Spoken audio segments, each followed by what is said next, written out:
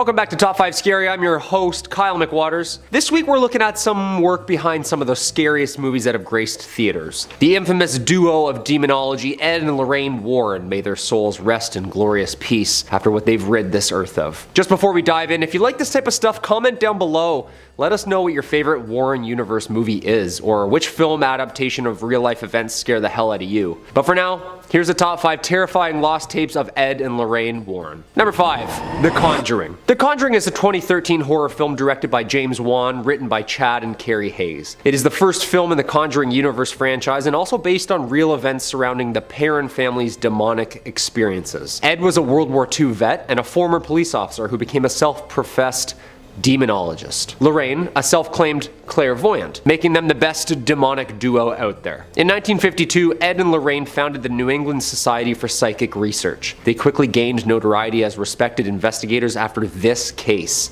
The Perrons. In 1971, the Perron family moved into a 14-room farmhouse in Rhode Island where Carolyn, Roger, and their 5 daughters began to notice odd things happening almost immediately. First, missing items, salt shaker, broom, then some ghostly sightings. Then, well, you'll see. It was discovered that the home had experienced some previous sinister owners, self-immolation, deadly accidents, and of course, murder in the attic. One violent and destructive spirit named Bathsheba. Quote, whoever the spirit was, she perceived herself to be the mistress of this house, and she resented the competition of my mother posed for that position. Andrea Perron, the oldest daughter. Bathsheba Sherman, who lived on the Perrons' property circa 1800s, was rumored to have been a Satanist and involved in the murder of a neighbor. According to the oldest daughter, Andrea, there were numerous spirits that lived on the premises. The smell of rotten meat, beds levitating, and of course, the dirt-covered, abysmally cold basement. The Perrons asked the Warrens to come in more than 10 separate times on 10 separate occasions to help out their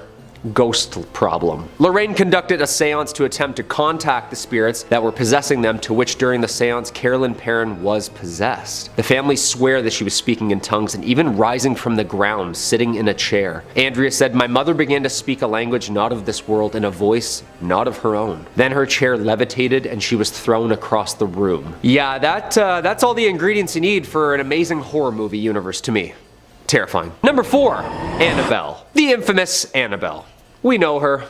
The most haunted doll on Earth. First appearing in The Conjuring in 2013, then Annabelle Creation, then Annabelle Comes Home. I'm just waiting for part 4. Annabelle vs. Anderson Silva, UFC 279 live from Las Vegas. Yo, I'm straight up punting a haunted doll if it runs up on me, I'll tell you that for free. The film was inspired by the story of a doll named Annabelle, told by Ed and Lorraine Warren after obtaining and ridding its evil from its toy-like body. The doll is apparently responsible for 2 near-death experiences, 1 fatal accident, and a string of demonic activity. The doll's origins come from a gift to a young nurse named Donna from her mother for her 28th birthday. Donna brought it back to her apartment she shared with a roommate. Pretty normal Raggedy Ann doll. Then the two began to notice she'd move around on her own. They even started finding notes left around saying, help me, written on parchment paper, which they had no clue to even where to buy that or find that. Before long, they called in some help from a medium who insisted that the doll was harboring a spirit who had lived and perished on the grounds prior to their building being built. Medium called the priest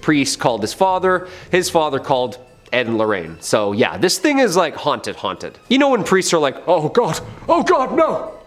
Yeah, that's usually not a really good sign. Spirits do not possess inanimate objects like houses or toys. They possess people. An inhuman spirit can attach itself to a place or object, and this is what occurred in the Annabelle case. This spirit manipulated the doll and created the illusion of it being alive in order to get recognition. Truly, the spirit was not looking to stay attached to the doll, it was looking to possess a human host. Thank the gods, Ed and Lorraine locked her up in the occult museum where she lays to this day. Just waiting. Number 3 on this list is Judith Penny. Ed and Lorraine Warren were married right up until Ed died back in 2006. The couple had been together for a long time and shared quite the life together. I mean, think about all the crazy things that they did. I highly doubt that many people can say that they stopped ghosts around the world and became famous together. While they were at the height of their success, they looked like a power couple. A real duo that you wouldn't want to trifle with. Ed and Lorraine Warren together taking on the world one ghost or possession at a time. Well, during all of that, although it looked like it was just the two of them, there was actually a third. Judith Penny has come forward and said in a sworn statement that she had a relationship with Ed Warren for 4 whole decades. 4 decades where they were having an intimate relationship that the world had no idea about. Apparently, Judith moved into the Warren household when she was 15 years old back in 1963. Ed, who was in his mid-30s at the time, would sleep with her regularly, and Lorraine Warren was well aware of the entire thing. I mean, she obviously was, considering Judith literally lived with the pair in their own house. In fact, before Ed's big career of being a demonologist took off, it said that he would drive Judith's bus to school. How freaking creepy and gross is that, guys? Literally her school bus driver, but also her lover while she's 15 years old. This relationship apparently went on until 2003, 3 years before Ed finally passed away. Obviously, the Warrens didn't want any of this getting out to anyone and kept it very hush-hush. She even had to have when she became pregnant with Ed's child, and that was kept under wraps. What we thought was this power duo was actually a sick and twisted trio that we knew nothing about. The Warren family, before Lorraine died, came out and said that they had no knowledge of the alleged conduct. Number 2 on this list is the Lady in White. The Lady in White was a ghost that was said to haunt the Union Cemetery in Connecticut. This was another one of the Warrens' most famous cases and gained a ton of notoriety. Well, sorry to burst your bubble, guys, but it's fake. Let's roll a clip of what is supposed to be evidence of the Lady in White.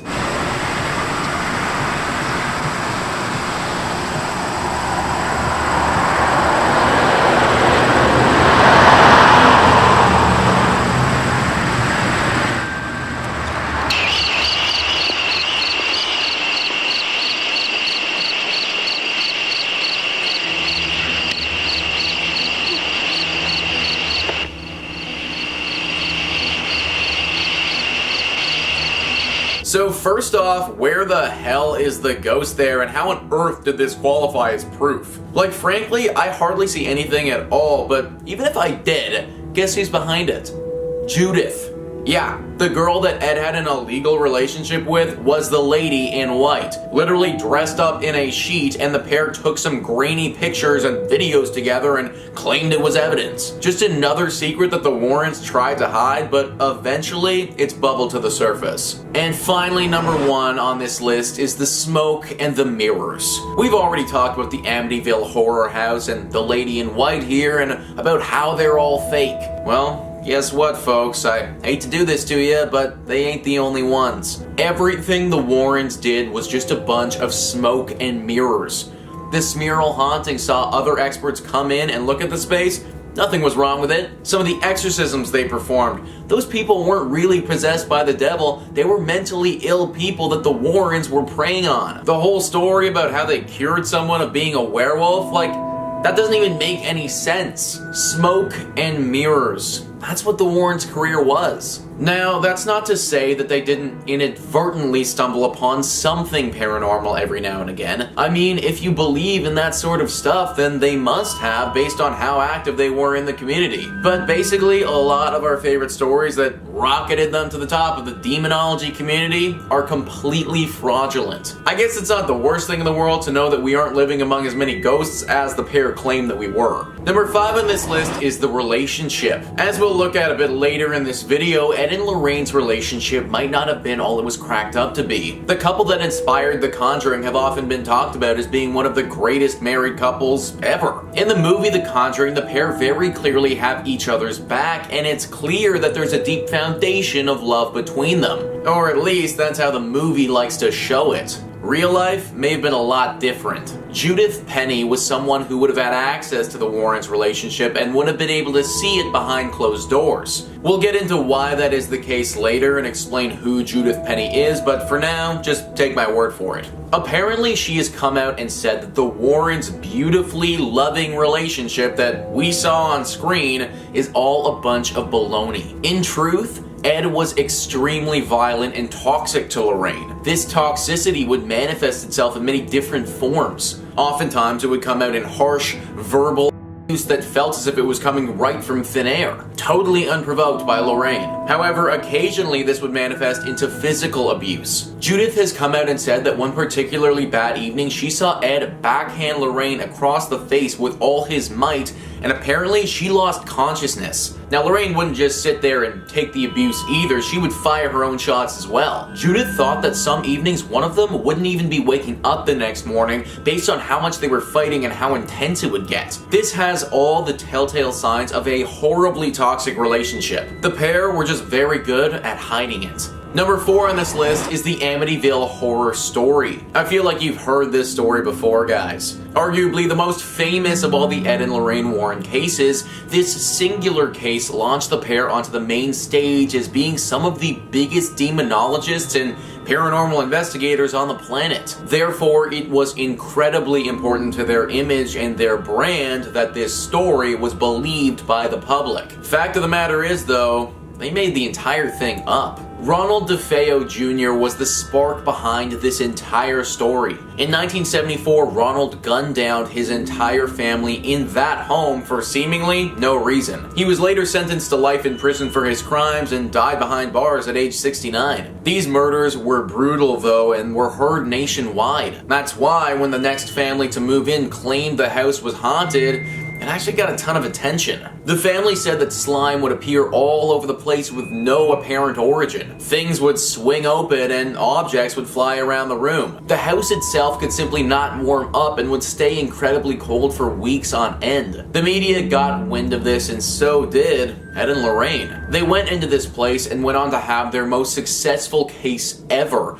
ultimately concluding that the house is in fact haunted. However, this just simply was never true. The family's lawyer later came out and said that they collectively made up this story together and thought it would get a lot of traction over a few bottles of wine. The Warrens' initial success literally started by a few drunk people deciding they were going to pull a trick on everyone. Even though this news came out, the Warrens have always held strong onto the fact that the house was in fact haunted. Number 2.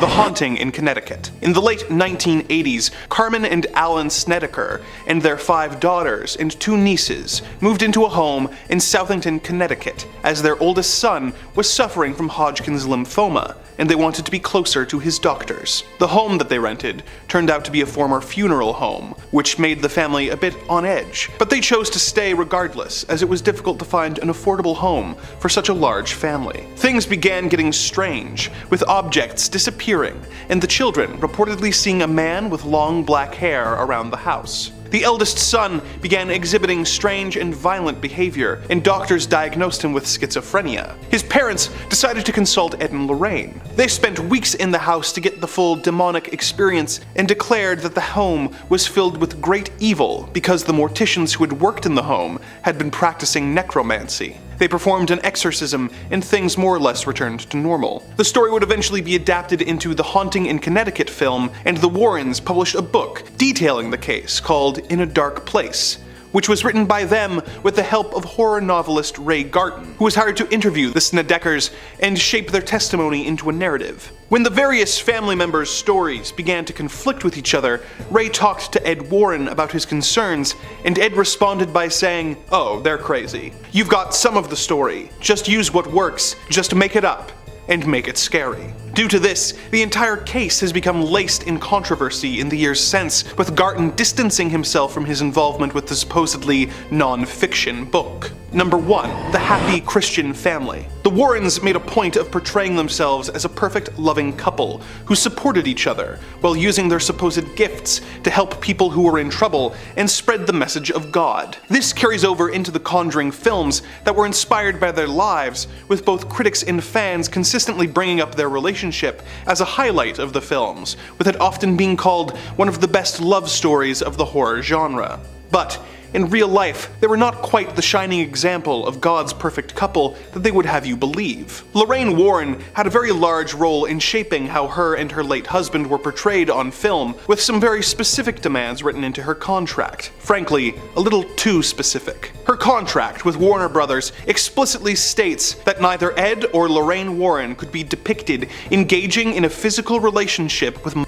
winners in the Conjuring series. Furthermore, neither the husband or wife could be depicted as participating in an extramarital relationship. But why these extremely specific demands? Well, in 2017, a woman named Judith Penny came forward, saying that when she was 15 and Ed Warren was in his 30s, Ed began a physical relationship with her and moved her into his and Lorraine's home, with his wife's knowledge. When Judith became pregnant with Ed's baby, Lorraine, the supposed staunch Catholic, was the one who persuaded her to terminate the pregnancy to avoid a scandal that would ruin the Warrens' careers. As if that weren't bad enough, Judith claims that while living with the couple, they would argue constantly, with the fight often getting physically violent, with Ed routinely attacking Lorraine into unconsciousness. Not exactly the perfect couple that they claimed to be. Number 5. Union Cemetery. In Weston, Connecticut, there is a cemetery that many paranormal investigators and enthusiasts claim is one of the most haunted locations in the entire state. As legend goes, many years ago, a man was driving down the road when a woman suddenly appeared in the middle of the road. The driver didn't have time to stop or slow down and struck the woman, but when he pulled over to try and help the woman, she was nowhere to be seen. Since then, several people have reported seeing the woman in white wandering around the cemetery grounds. Some believe she is a woman who lost her son and is still searching for him, while others believe she may have been a jilted bride who took her own life. Either way, it is a local legend that draws a lot of visitors to the town. Oddly enough, this cemetery is just down the road from the home of Ed and Lorraine Warren, and they claimed to have spent a large amount of time trying to find evidence of the White Lady. In 1990, Ed claimed that while he was staying overnight in the cemetery, he saw the bride. As he described it, "I heard a woman weeping, and I looked out and saw hundreds of ghost lights floating around and forming into the figure of a woman. I couldn't make out facial features."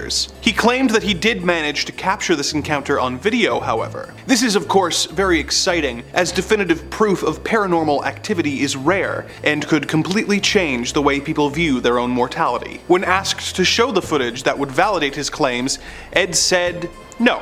This is the incident that is least clearly a lie out of all of them on this list, but it is typical behavior from the Warrens, who claimed that they had proof that they then simply refused to show to anyone all the way up until their deaths." Oddly enough, the ghosts of the Warrens sometimes pass through the dark dimension and visit me. I even have a recording of it on my phone that proves I'm telling the truth. You can't see it though. You'll just have to take my word for it. Number 3. The Haunting in Connecticut. The Haunting in Connecticut, although not officially part of the greater Conjuring cinematic universe and its several sequels, is nonetheless a very famous American haunting, detailing a poltergeist and, well, take a wild guess where. The story goes that the Snedeker family purchased a home near a hospital where their son was receiving treatment without knowing the home was formerly a funeral home, and were then exposed to all sorts of hauntings, strange sounds, possessions, the usual gamut of spooky stuff. The story was adapted into a film, The Haunting in Connecticut, which Lorraine Warren took great umbrage with, claiming that it was sensationalizing the real story and making it out to be something it's not. Which is very ironic. The Warrens themselves helped pen a book about the haunting called In a Dark Place. The book was written by the Warrens and co-authored by Ray Garton,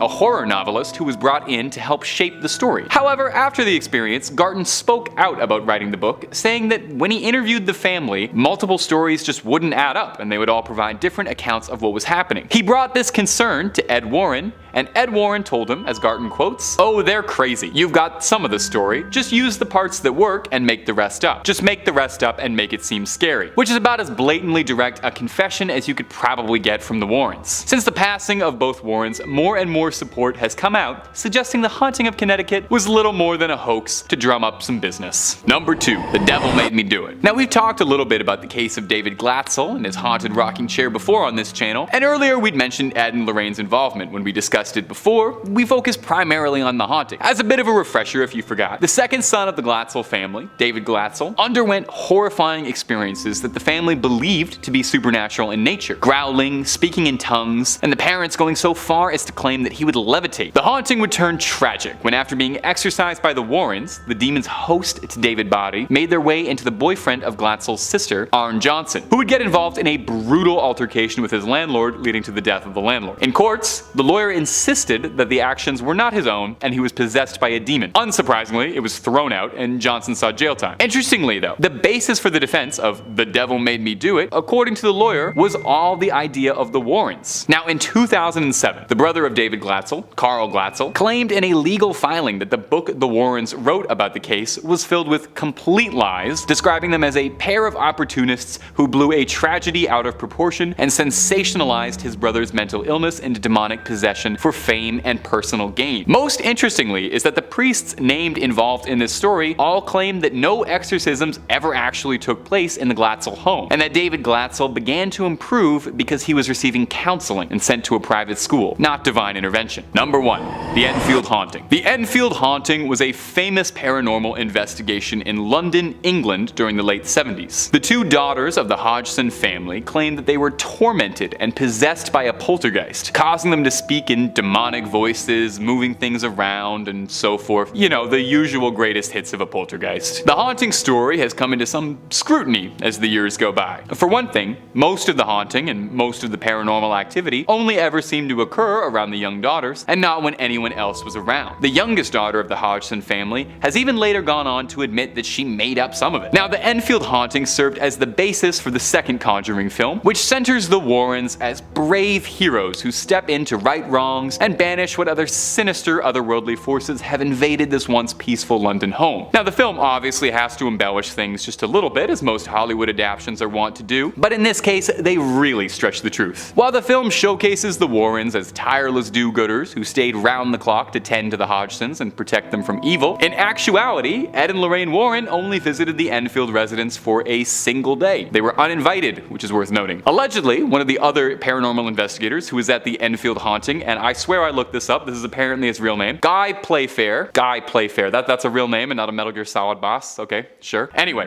Mr. Guy last name says that upon meeting Ed Warren, he was told by Mr. Warren that we could make some real money off of this case. Leaving after a day, Ed Warren may have been right, since The Conjuring 2 grossed roughly $320 million, which is a really sweet sum to see residuals off of for attaching yourself to a story that you had nothing to do with. Lorraine Warren served as a consultant to all of the Conjuring films to ensure that the Warrens were portrayed realistically and correctly, so I just want to say it's a bit interesting that she didn't seem to have an issue with the film outright lying about their involvement in that case at all. But to quote Ed Warren, "You've got some of the story, so just make the rest up and make it scary." Coming in at number 3, they didn't plan to leave. Everyone knows that the Lutz family lived in the house for less than a month, but did you know that on the morning they left for the last time, they had always planned to return?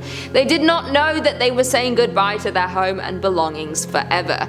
George Lutz said in one of his final interviews, I quote, "We didn't get up to leave that morning. You need to understand that. This was our house. We lived there." After a night that particularly frightened 2 of the children, the Lutz had said they had called a priest they had been in contact with throughout the ordeal, who encouraged them to go somewhere else the following night. They had at that point not slept through the night for weeks and thought it would be best to stay with family so everyone could rest. Instead, they ended up packing their bags from Kathy's mother's house, leaving the rest of their belongings in the house and boarding a plane for San Diego. Their belongings ended up later being sold at auction. They did not want to leave their home, but they were told that they had to. Once Ed and Lorraine were told about the events and were brought in to uncover the truth, they warned them that they could never return to the home for the sake of their family's safety. Apparently, if they had stayed much longer, their fate could have been the same as the DeFeos. The same spirits still plagued the house, and they might not have been able to fight them much longer with them struggling to sleep, eat, and function to the best of their ability. And finally, coming in at number 1, we have Second Killer. There might have been a second killer who was never caught, but there might not have been. At this time, police and investigators considered the fact that more than one person may have been responsible for the attacks. It was the only way they could make sense of some of the more puzzling aspects of the crime scene. The existence of a second culprit has never been proven, although a documentary filmmaker claimed in 2012 that he had found new evidence supporting the theory. Katzenbach is working on his 3rd documentary about the murders. He insists that he has the documents and the evidence evidence to prove that there was more than one person responsible for the murders. How could a person walk through a 3-story Dutch colonial and shoot 6 different victims on 2 separate levels and no one get out of bed? No one put up a struggle, said Katzenbach. Other details about the case taken together add up to a second gun and a second shooter. Evidence like a photograph of a pillowcase found in a trash can next to the canal, along with a gun found at the bottom of the canal. The police were not convinced that there was enough evidence since Ronald DeFeo Jr. confessed to the case. It was a simple open and shut case and he was convicted. However, he did say the voices told him to do it. Could it be possible that he did have help, that the evidence isn't there for the police as the help was from an entity rather than a person? The entity would not have left fingerprints or evidence of any kind, but the simple fact that things have never added up make it extremely likely. Ed and Lorraine's findings within the house would also support this. They noted that there were a number of violent, powerful entities within the home, powerful enough to attach themselves to Ronald DeFeo Jr. and help him with his crimes. Coming in at number 5, we have Demonic Boy. You might have seen the photo of the Demonic Boy, but did you know that the photo was taken by Ed and Lorraine during the investigation into the Amityville horror? The photo is famous in its own right, with it showing a demon being caught on camera, meaning many did not know that it was from this case. The photo features what appears to be a young boy with white eyes who is peeking out of a doorway. Ed and Lorraine had set up an automatic camera that took infrared pictures to capture the second-floor landing during the night. In the morning, when they checked through the pictures, they were shocked to see the little boy in the image. This remained a secret until 3 years later when it was shown to the public. But who could the boy be in this image? It is believed to be John DeFeo, the young boy who died in the home along with the rest of his family. Usually this would just be a guess, as you don't usually get a clear photo of a spirit, but if you compare the photo of the ghost boy to a photo of John DeFeo when he was alive, you can see that the spirit has the same features as the young boy. It appears to be bloody and possibly broken, but you can still tell that it is the same. The boy's hair also matches how it was when he was alive. It seems to prove that members of the family chose to stay within the home after they passed away. This could explain why the house is so haunted. Maybe they were trying to warn the Lutz's family not to stay there, or they might meet the same fate. Coming in at number 4, we have the DeFeo's furniture. When the Lutz family bought the house, it still had all of the furniture from the DeFeo's family inside. It all remained untouched since that horrible night. The Lutzes decided to keep all of the furniture so they could move in with it already to live in. The family even slept in the same beds that the DeFeos passed away in. Ed and Lorraine believed that the presence of the same furniture could be what caused the hauntings. The spirits were upset that there was a new family using their home. The spirits may have been attached to their beds where they had their last moments. This could even explain further into the demonic boy photograph. John DeFeo looked to be in pajamas peeking out from around his door. His spirit may have been resting in this bedroom when the camera awoke him and he went to investigate the noise when he was caught on camera. When hauntings occur, spirits often have attached themselves to an object, sometimes paintings, mirrors, or a creepy doll, so it seems likely that if you keep around the furniture of the family, then at least one member of the family will be attached to the house. This might have caused the Lutz's family to experience nightmares from sleeping in those beds and absorbing the spirit's fearful energy, as well as explaining the other horrors they experienced while living in the home. I don't think I could sleep there or keep any of the furniture if I knew what had happened. Number 3. Bill Ramsay. Okay, so these Warrens have covered it all. Ghosts, demons, succubuses, even vampires. I'd love to see a good vampire movie, you know? Just Juan takes it into his universe. I'd love to see it. But werewolves? Like, for real? No way. In the 80s, they were fascinated with this werewolf legend, so Lorraine and Ed Warren traveled across the world in search of a real-life wolf man. They watched a television program, Sightings, in which police officer and locals got interviewed about their encounters with a local werewolf, Bill Ramsay, in London, England. Bill himself was questioned about his abilities to take on men twice his size with ease, as he would rampage through the city, blacking out. Lorraine felt a strange connection to him after this, and after a short trip to London, she found Bill Ramsay's whereabouts. Through British police departments, Lorraine made contact. Lorraine and Ed discovered that unlike most werewolf folklore, he does not change physically every moon, or it wasn't a bite that originally caused him to transform. Bill Ramsay, according to Lorraine, was possessed by an evil wolf spirit and needed help with a full-blown exorcism. The Warrens brought Bill back to Connecticut to meet Bishop Robert McKenna of Our Lady of the Rosary Catholic Church, and he agreed to perform an exorcism for Bill. The exorcism was a success, and thanks to everyone, today Bill lives a pretty normal life. I'd hope so. This is terrifying. Yeah, I'm not gonna lie, if that came to theaters, it would probably slap and horrify at the same time. Good problems, you know? Number 2, Japan tour. In the mid-1990s, Ed and Lorraine found themselves overseas in Japan, visiting Nagoya and Tokyo with a team of translators for a small tour of where Ed was stationed in World War II. And of course, some hauntingly terrifying demonic run-ins. First day, they went to see these haunted tunnels. Second day, they have haunted house run-ins with headless samurai. And thirdly, they witness and help out with a full-blown exorcism. Yeah, talk about a busy week. It's like a Warren 3-in-1 package deal. Their first day consisted of visiting a set of condo buildings apparently riddled with a ghost infestation. Beheaded samurai soldiers haunt the hallways, a ghostly couple and the woman ghost of the gallows haunt the premises. The second night, they visited a haunted salt mine tunnel. Ed said it was the scariest place he had ever been to. The tunnel had buried some odd 200 people alive when an avalanche caved miners in. Ouch. The third night consisted of this. That's right, a very, very unsettling, real exorcism. Okay, yeah, I'm not sleeping tonight at all. The Warrens sat in on 3 high priests of knowledge and spirituality known as disciples as they watched an apparent snake demon slither its way out of a person before their very eyes. And of course, this footage of a young woman speaking in not her first language, but tongues. Just moaning in agony. It's kind of hard to watch all that demonicness. Spooky level? 10 out of 10, 100%. And the number 1 spot, Maurice Theriault. And we come to Maurice. This one is terrifying on its own. It doesn't need a 3D movie follow-up. Maurice Theriault began to notice young he was able to do things that no other man is capable of. Superhuman strength, knowledge of more than his academia showed. He was different. He worked around New England for years doing odd jobs and yet suffering through several relationships. After a physical examination and psychological test failed to bring any solution to the situation, the Warrens were finally called in. The Warrens were gaining popularity as a paranormal aid and had already worked on several cases. The activity ranged from low-level poltergeist activity to this aggressive physical demonic attack stuff. Apparently one night while trying to recite the Hail Mary to make the possession stop, Maurice became so violent he even tried to choke out his own wife. The Warrens made the decision that this was not a normal haunting but a possession and would need the help from Bishop Robert McKenna, who agreed to perform an exorcism. After examining Maurice, Bishop McKenna performed the ritual right away. Dude, that's terrifying. He's just staring off like a reptile. Apparently the demon identified itself simply as, quote, "I am what I am."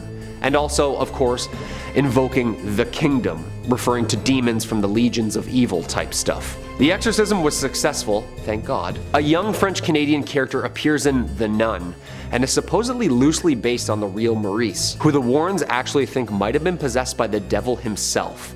What do you think? Number 3, the cursed brick. Perhaps one of the least terrifying items on this list is a brick from the Borley Rectory, aka a brick from one of the most haunted houses in all of England. The house was originally built back in 1862. It was a house built for the rector of Borley, but after a fire in 1939, it was never rebuilt. It was finally demolished after in 1944, but before its final days, Harry Price, a paranormal researcher at the time, reported numerous ghostly sightings, including a ghost nun, a ghost car passing by, as well as numerous horse and buggy sounds on the property. That's terrifying. Yep.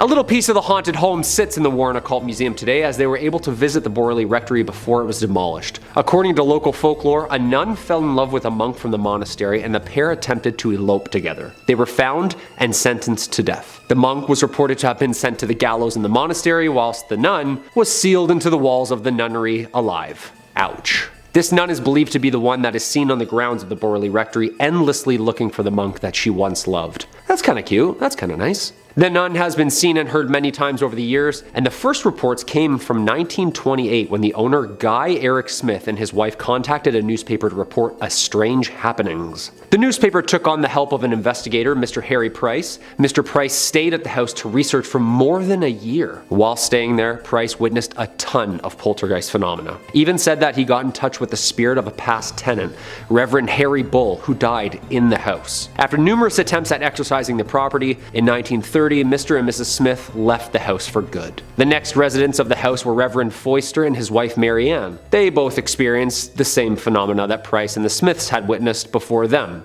However, this time the poltergeist activity seemed to be a little bit more aggressive, with reports of smashed glasses, broken windows, and Marianne being even thrown from her bed in the middle of the night. In 1939, the house was burnt to the ground due to an oil lamp. It was then left to ruins until 1944 when it was demolished. The Borley Rectory was said to have been the most haunted building in all of the UK, so although just an unassuming brick, its origin story has seen quite a bit of life and death. Number 2, black magic dolls. We already know some of the infamous museum dolls that are haunted by all hell, but we're not talking about Annabelle. There are apparently handfuls of other dolls that deserve some jarring honorable mentions. Tony Spera believes that there are dark powers that live amongst the various voodoo dolls and handmade figurines that are just casually splayed out for museum goers. Stuffed dolls like the Shadow Doll, of course, who looks like a night terror version of a twisted Muppets puppet. It's known for visiting dreamers and stopping their heart mid-nightmare with fear.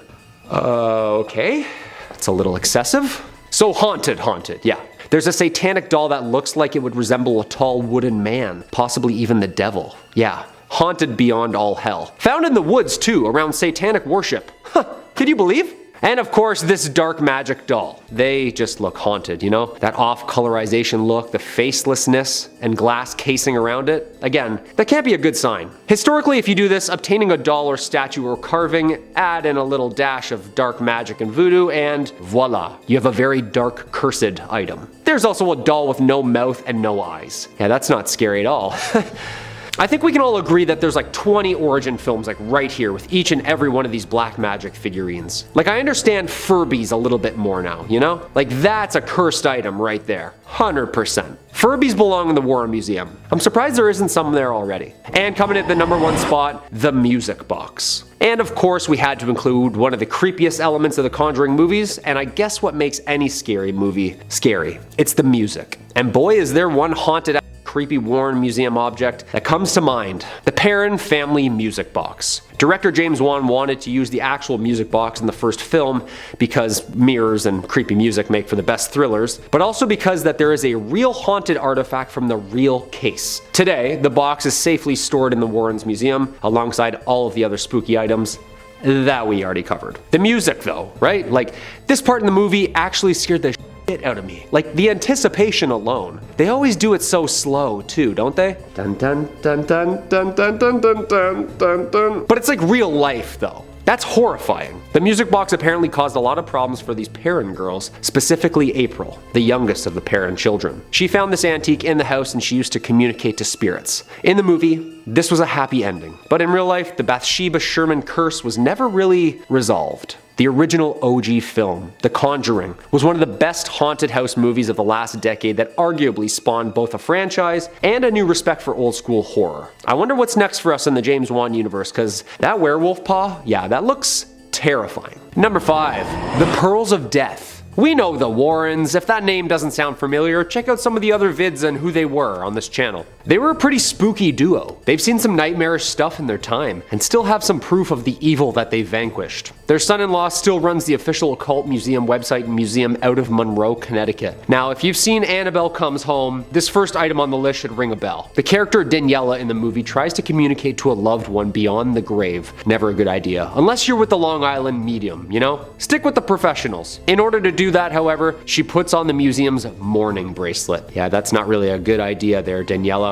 Now, there isn't really a mourning bracelet in the real occult museum, but there is such a thing as the Pearls of Death. And as of now, the Pearls of Death still have yet to appear in the Conjuring franchise. But they're notoriously one of the most dangerous items in the Warrens Museum, says their son-in-law, and very, very real. Beautiful accessory, I should add, but a very haunted and spirited set of pearls. They were added to the museum after a woman claimed that they were constantly strangling her. The Pearls of Death are said to strangle those who wear them. Now, I know what you're thinking. Get a bigger size, right? Well, it wasn't the wrong fit, per se, but like, choked aggressively. The story goes, the second that this poor woman put on these pearls, she literally needed people around her to even yank the pearls from the death grip around her neck. Yo, that is terrifying. Sometimes when I sleep with my chain on, I feel like I'm in a triangle choke in the UFC. But thankfully for us, the curls currently rest on the Warren shelves, where they'll hopefully stay for the foreseeable future. Tony Spera, the son-in-law of the Warrens and current owner-operator, says, "It all goes way back with the cursed objects. Objects that someone put a curse onto. It could be a bracelet, a necklace, or any article that someone performed incantations and rituals over to put bad energy into, as someone or something famously did to the Annabelle doll."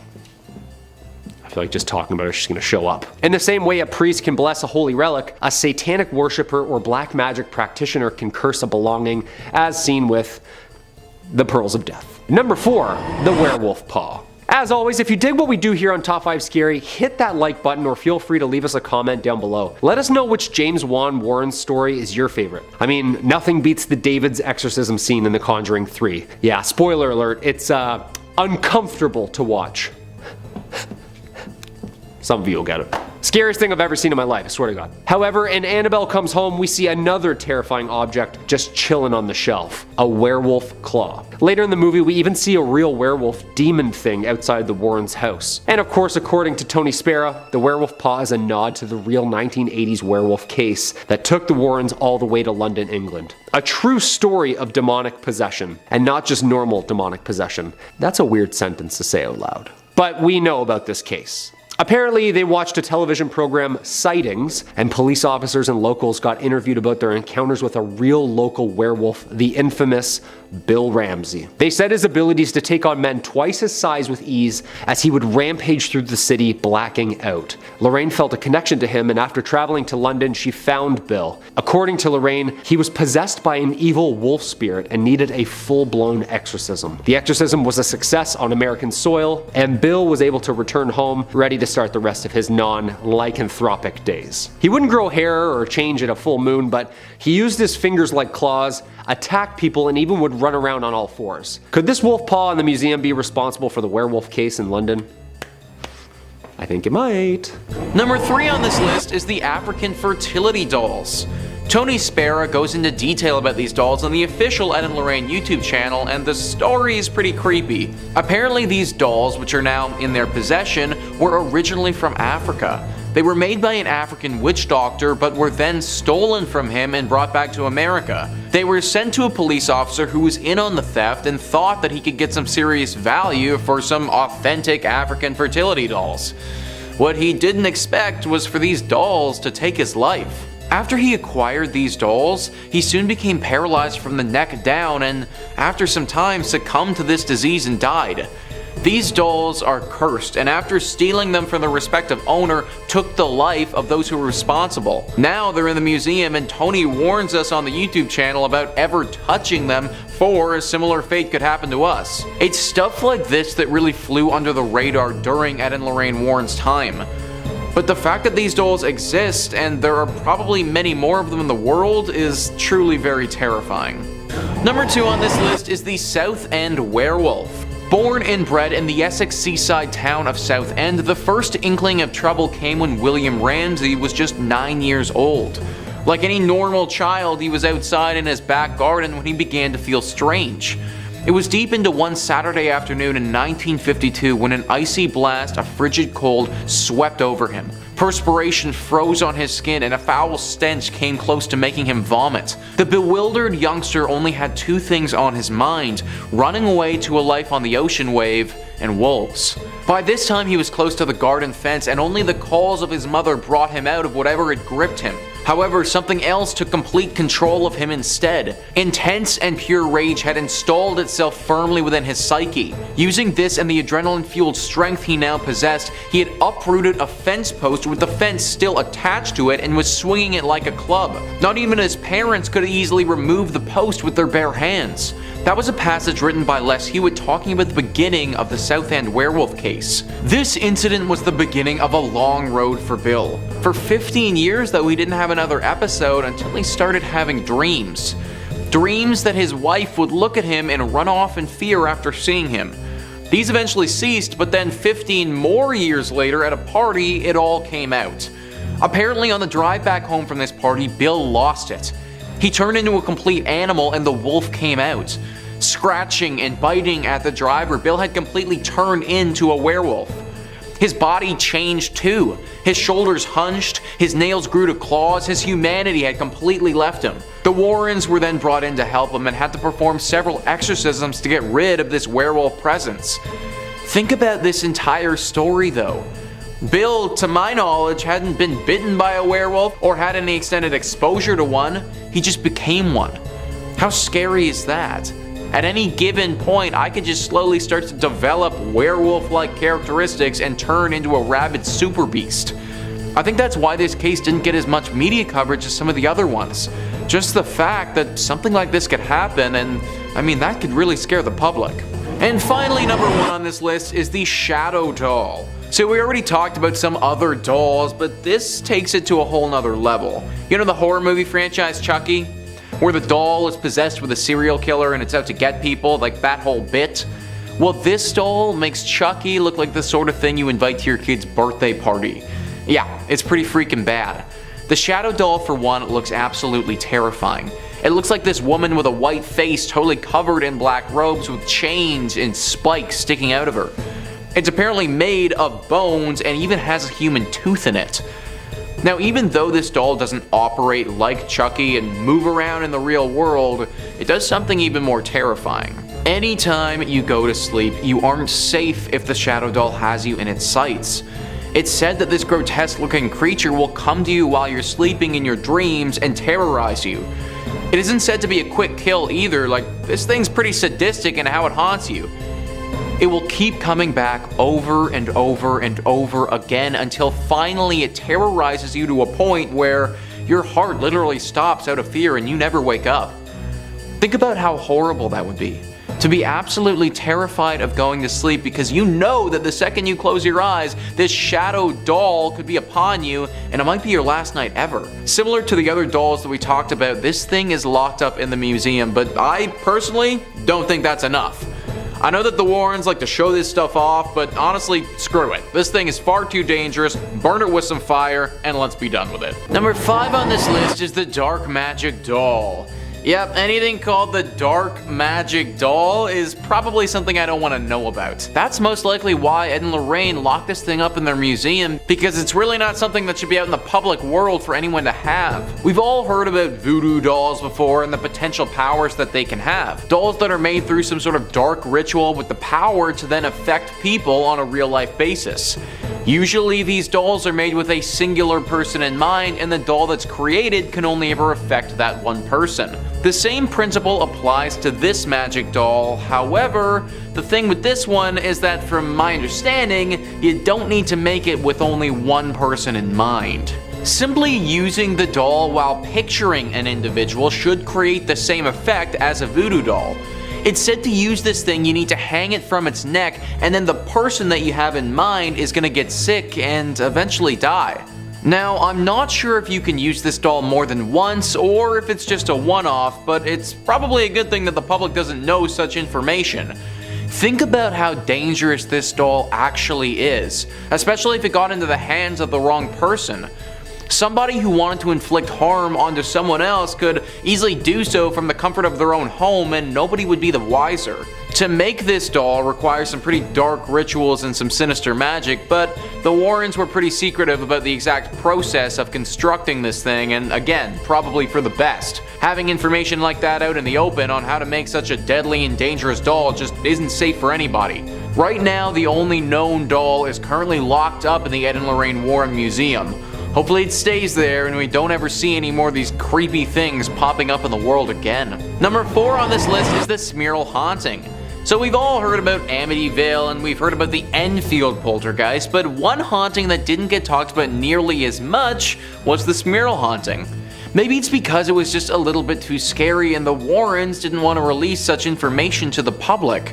An article discussing the 7 best cases from Ed and Lorraine writes, in 1974, Jack and Jeanette Smurl moved into a house on Chase Street, West Pittston, Pennsylvania. Strange occurrences followed, leading the Smurls to believe that a demon possessed their home. They claimed the demon had slammed their German Shepherd into a wall, bit Jack's ear, and pushed one of their daughters down a flight of stairs. years. Both Jack and Janet were said to have been assaulted by the demon. In 1986, they contacted Ed and Lorraine Warren, who confirmed that their house was indeed haunted. Ed Warren would go on to say that he had witnessed a dark mass form inside the home and that the demon had left him a message telling him to get out. Now, one thing that I think gets glossed over a little bit in this article is the time that these people moved into their home compared to the time that Ed and Lorraine actually showed up. 1974 is when they entered this house, and Ed and Lorraine didn't get there until 1986. These people were living in a home that was severely haunted, so much so that they were getting assaulted by a demon, and they were living there for over 10 years. I think we think about haunting sometimes as being like a week-long scary event or something like that, but this was literally over a decade of living in absolute fear. Why this family didn't move is beyond me, but maybe they were scared this creature would just keep following them wherever they go. I think this is why this one doesn't get talked about as much. 6 months is one thing, but 10 years is totally different. Ed and Lorraine knew that and probably didn't want to scare the public into thinking that they could get haunted for potentially their entire lives. In third place, we have Catholicism as an undercurrent. This is probably the only thing that has always bugged me, and while it might be less of like a secret in the gotcha sense, allow me to explain. Hauntings Ed and Lorraine spoke about were caused by people who refused to conform to traditional family values. Only people who submitted to the patriarchy and the church could be safe in their eyes. Their 1980 book, The Demonologist, kind of explains it all. That Ouija boards would get you haunted, but so would reading books about witchcraft, owning an image of a non-Christian deity, or attending conscious-raising groups. The horror in Amityville was supposedly aggravated when the unlucky homeowners engaged in the unholy pagan practice of, meditation. Addiction, depression, and disobedient children were all satanic. Hate, rage, despair, misery, drunkenness, and a sense of worthlessness will attract the demonic in a snap, according to Ed. One story in The Demonologist centers on a young woman who succumbed to evil after being fornicated with against her will. I do own this book, and I remember that not sitting super well with me. It was essential not just to stick with the status quo, but to be satisfied, with Ed going on record as saying,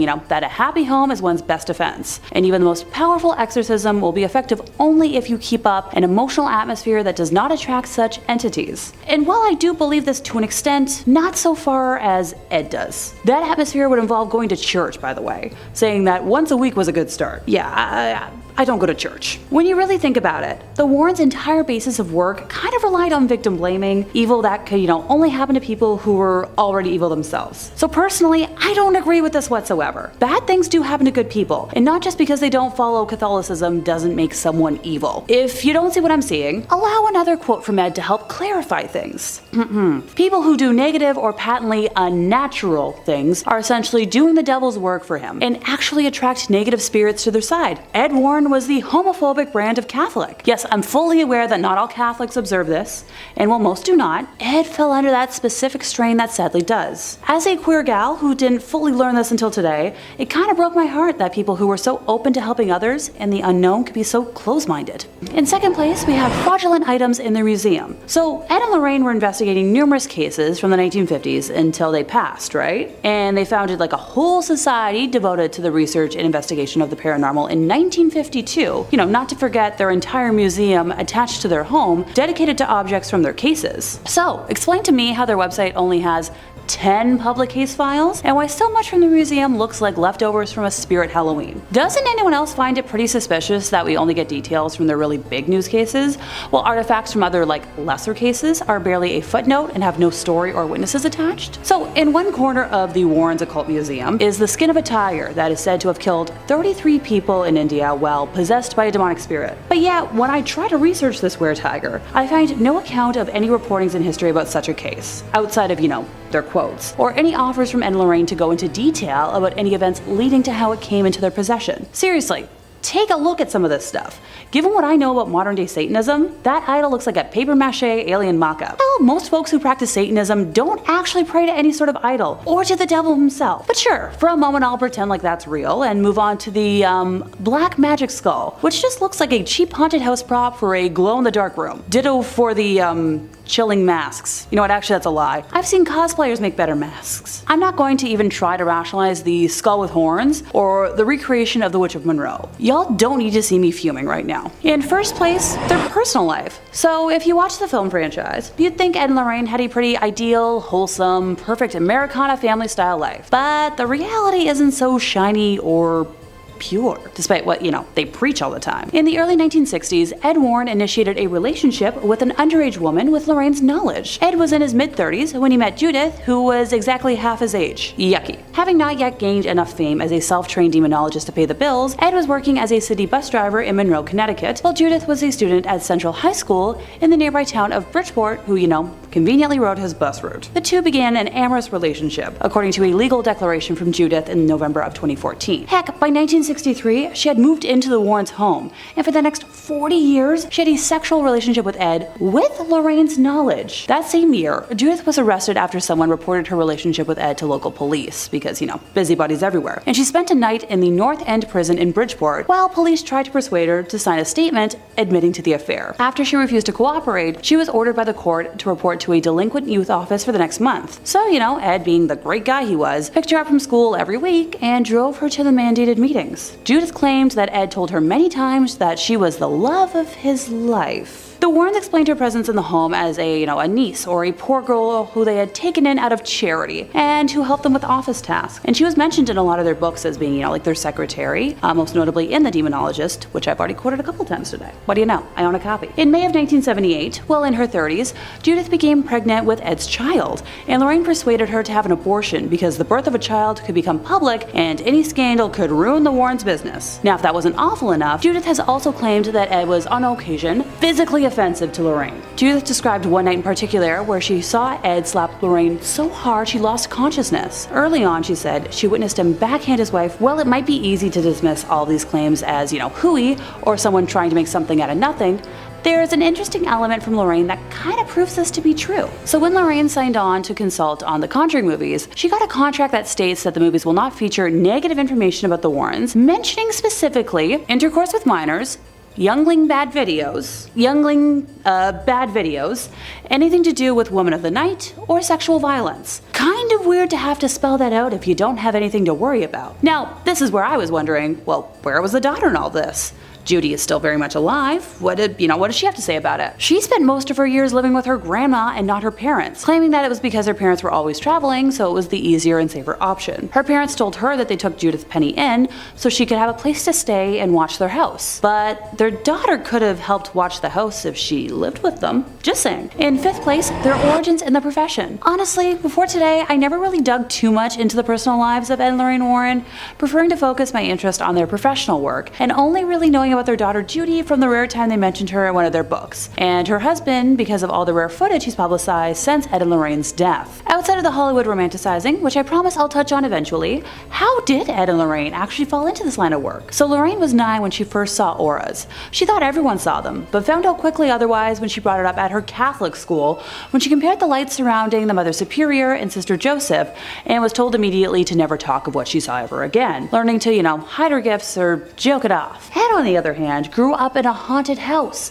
He'd look into closets and see faces, one specifically of an old lady. The temperature in his room would drop and he would hear footsteps and heavy breathing. When he brought it up to his father, he was told that, there's a logical explanation for everything, and just leave it at that. So they both did their very best to try and ignore their gifts, wanting to live normal lives, but the universe threw them together and had different plans. Ed had a near-death experience while serving in the Navy during World War II, when the ship he was on collided with an oil tanker in the North Atlantic. A fire erupted and all of the men on the ship had to jump overboard. As Ed was in the icy water, he prayed for help and was soon rescued, believing it to be from cosmic interference. So after that experience, he returned home and asked Lorraine to marry him, and they got married almost immediately. After the war, Ed took up a profession as a fine arts painter, with the duo traveling from fair to fair to sell their wares. And eventually this became helpful during the beginnings of their work. They would research houses they believed to be haunted, and then, go to that house.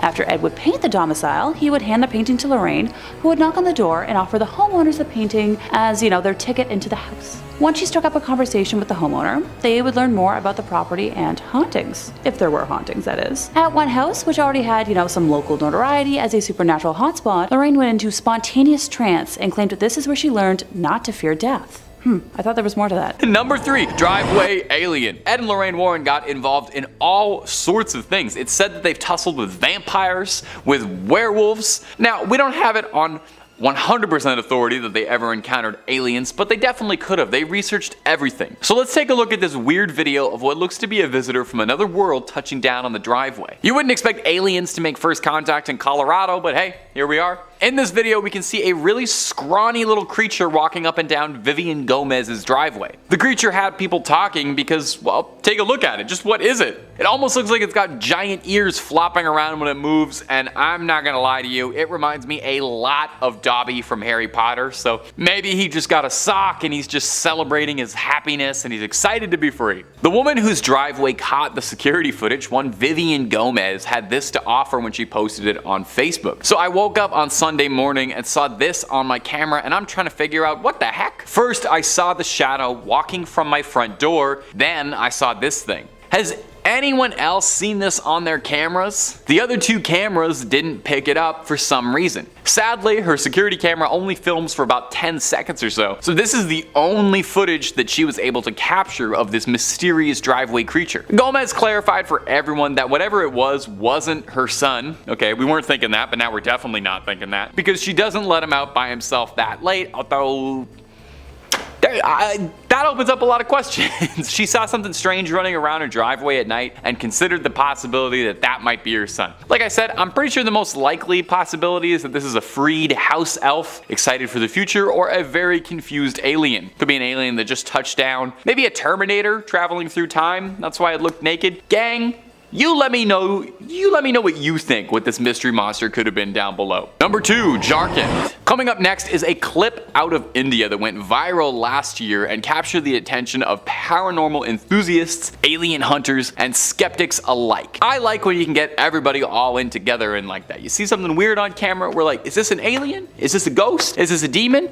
I'm not sure, but let's all take a look at it. A strange humanoid-like figure was spotted walking across the road in India, confusing everybody. Whatever it was filmed walking alone steadily on a bridge at night in Jharkhand in eastern India, staggering around through the night. Now the thing looks human, and my brain initially is like, yeah, that's a human. But the more you look at it, the more you start to wonder if maybe, just maybe, this might have crawled out of something. This creature is gangly, and it has these long arms and long pale white skin and very skinny, and it looks like something out of Silent Hill. Motorcyclists were swerving out of the way of this figure, which stops and stares at them for a bit before continuing to stroll onwards. Now naturally, this got people talking, because it's not every day you see a terrifying pale figure like that. More than a few people suggested that it could be an alien walking around the streets at night, explaining why it seems so confused. Others suggested that it could be a ghost, which would be pretty spooky. I would say it does seem like it's physically present. It seems like it's physically on the road, so I'm not 100% that it's a ghost. And finally, there's the realists, who have suggested that this could just be someone who had a long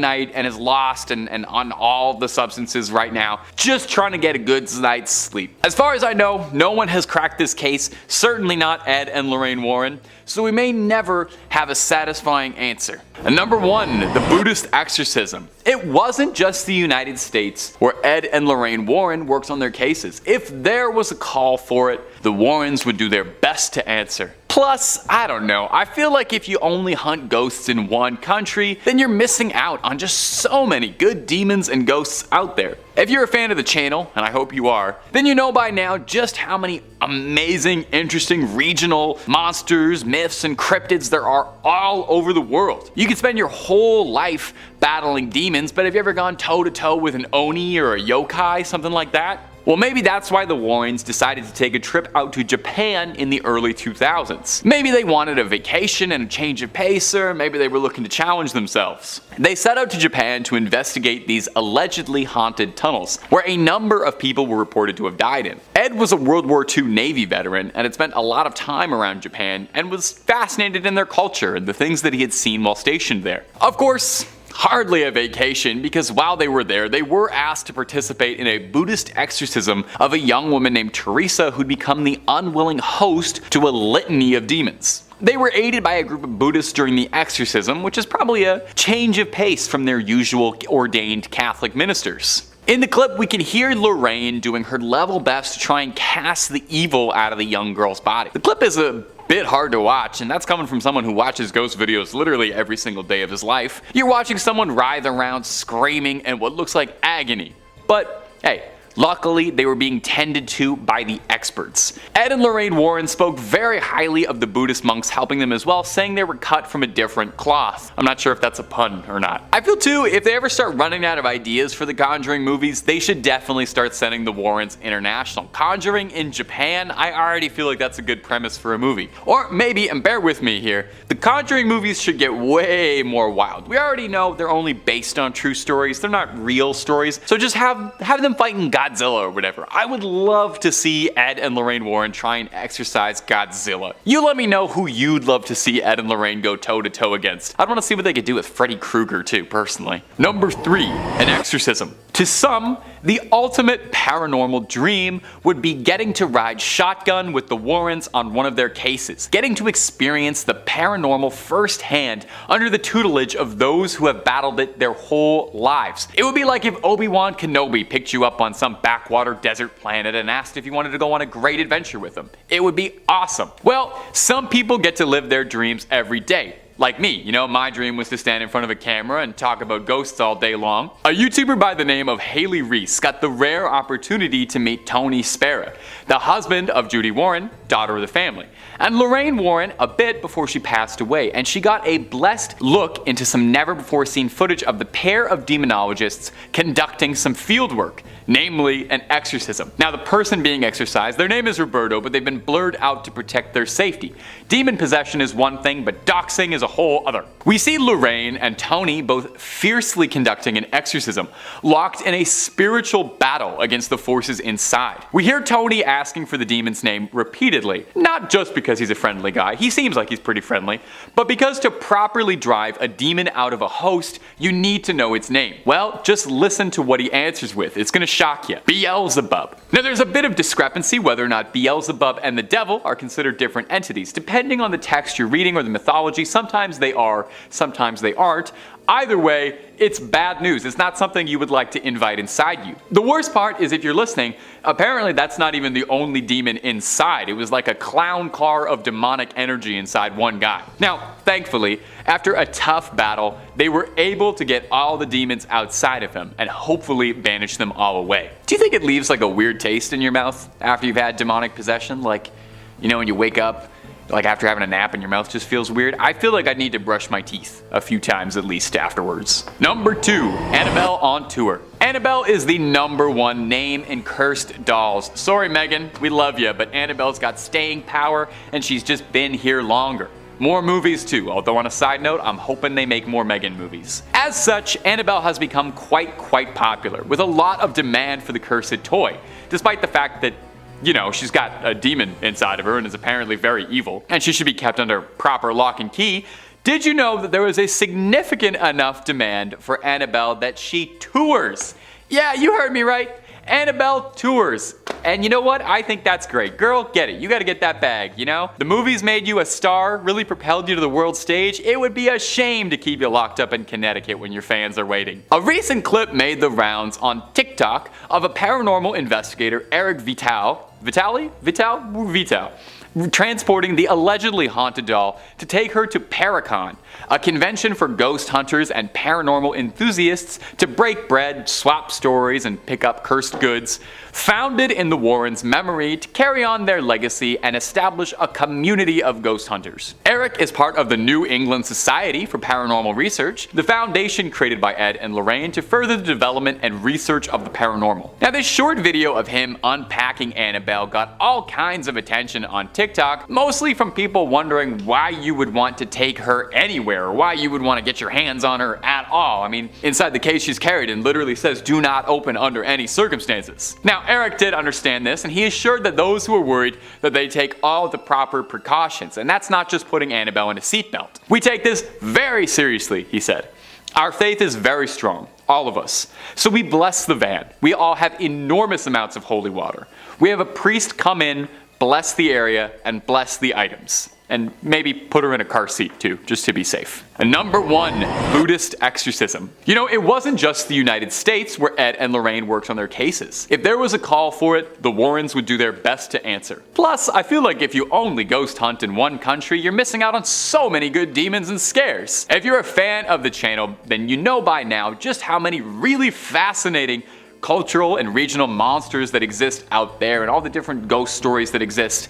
You know, you can spend your whole life battling demons, but have you ever gone toe to toe with a yokai or an oni? Maybe that's why the Warrens decided to take a trip to Japan in the early 2000s. Maybe they just wanted a nice vacation, or maybe they were getting tired of local poltergeists and wanted a new difficult challenge. They set out to Japan to investigate these allegedly haunted tunnels, where a number of people were reported to have died in. Ed was a former World War II Navy veteran, and he had spent a lot of time around Japan and was interested in their culture and the reports and things that he had heard. Of course, it was hardly a vacation, because while they were there, they were asked to participate in a Buddhist exorcism of a young woman named Teresa who had become the unwilling host to a litany of demons. They were aided by a group of Buddhists during their exorcism, a change of pace from their usual help from ordained Catholic ministers. We'll play it for you now so you can get some eyes on it. In the clip, we can hear Lorraine doing her level best to try and cast the evil out of the young girl's body. Now, the clip's a bit hard to watch, I'm gonna be honest. Seeing somebody writhe around screaming in what looks like agony, but luckily, they're being tended to by the experts, I guess. If there was anyone you'd want, it would probably be Ed and Lorraine and a group of Buddhists. Ed and Lorraine said the Buddhists were extremely helpful, saying they were cut from a different cloth. And if they're ever running out of Conjuring movies or running out of ideas for them, I think they should start sending the Warrens internationally. Or just stop pretending they're based on true stories altogether.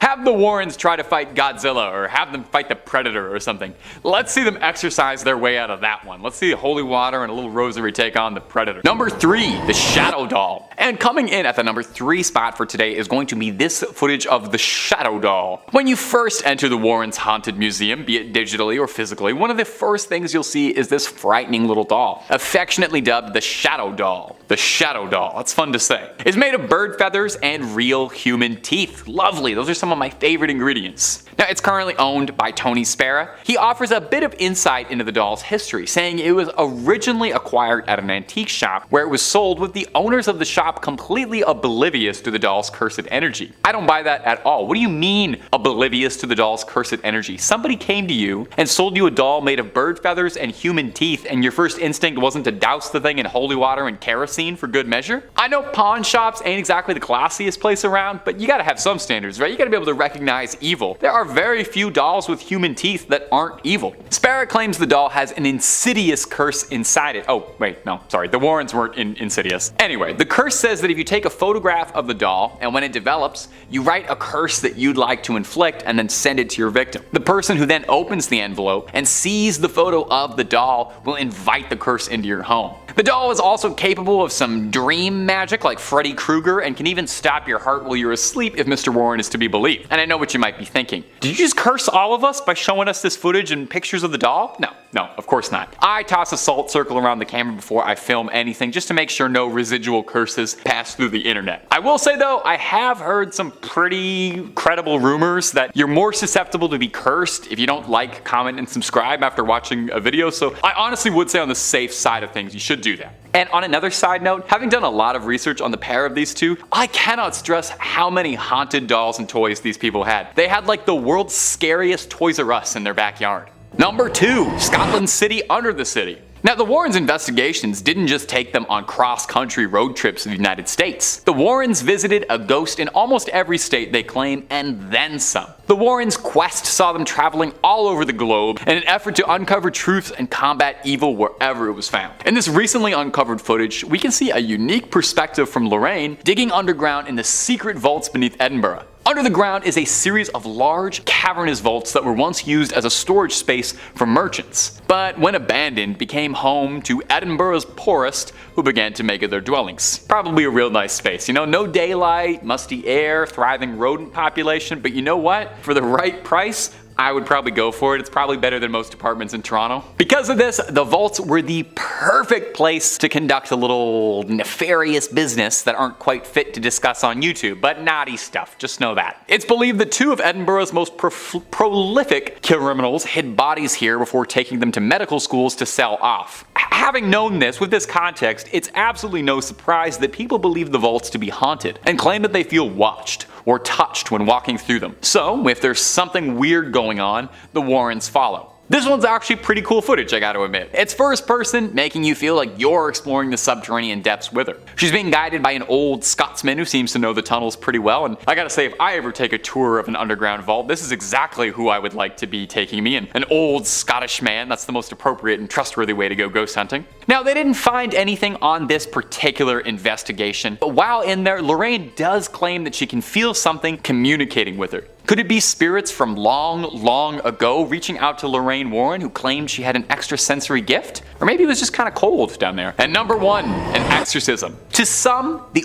ultimate dream would be getting to ride up in the front seat with Warrens on one of their cases, getting to experience the paranormal firsthand under the tutelage of those who claim to have battled it their whole lives. It would be like if Obi-Wan Kenobi asked you if you want to go on an adventure with him. It'd be awesome. Well, hey, some people, they get to live their dreams every day. Like me, my dream was to stand in front of a camera and endlessly talk about ghosts and goblins, and it really is just the best. But a YouTuber by the name of Haley Reese got to live her dream when she met Tony Spera, the husband of Judy Warren, the daughter of the family, and Lorraine Warren, a bit before she passed away. She got blessed with a look into some never-before-seen footage of the pair of demonologists conducting fieldwork, namely an exorcism. Now, the person in the video has been blurred out to protect their safety, as, you know, it's one thing to be possessed by a demon, but doxing, whole other. We see Lorraine and Tony both fiercely conducting an exorcism, locked in spiritual warfare against a demonic force. We can hear Tony asking for the demon's name repeatedly, not because he's a friendly guy trying to make conversation, but because in order to properly drive a demon out of a host,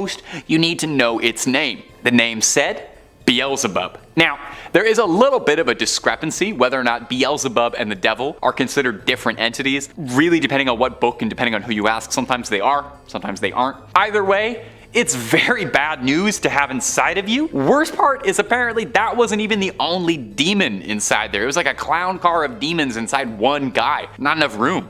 Luckily, the pair was able to get all of the demons outside of them and banish them away. Does anyone wonder, does it leave like a weird taste in your mouth after you've had demonic possession? I feel like there's an aftertaste, you know? I definitely feel like I would need to brush my teeth afterwards, I think. Number 2, The Nun, the 2018 spin-off film and prequel to The Conjuring 2. A demon nun channeling an evil spirit named Valak. The Nun serves as an origin story of sorts within the Warren universe. Sister Irene and priest Father Burke travel to investigate a monastery in 1952 Romania after the Vatican learns of an accident and summons the father to investigate. According to the Lesser Key of Solomon from the 17th century, Valak is the Grand President of Hell. Valak's look in both films were inspired by an experience Lorraine had shortly after investigating the Amityville horror house in 1976. Lorraine was at home in her bed reading when she felt a presence.